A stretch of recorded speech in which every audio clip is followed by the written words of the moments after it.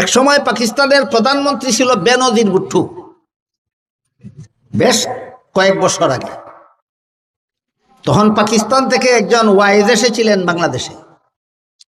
তিনি তার বয়ানে বলেছিলেন, যখন জাতীয় নির্বাচন সামনে আসলো তখন হঠাৎ করে দেখা যায় বেনজির ভুট্টো তসবিহ পড়ে, অথচ সে তার চিন্তা চেতনা হইল ইসলাম বিরোধী, নাস্তিক্যবাদী চিন্তা চেতনা।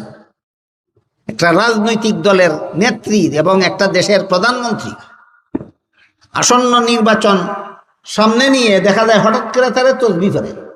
যে সমস্ত নেতা নেত্রীদের জিন্দেগিতে আল্লাহর হুকুম নবীর তরিকার নাম গন্ধ খুঁজে পাওয়া যায় না, এরা যদি নির্বাচন আসলে তসবিহ পড়ে, তাহলে বুঝবেন গদির তসবিহ পড়ে, কুরসি পড়ে, কুরসি কুরসি কুরসি।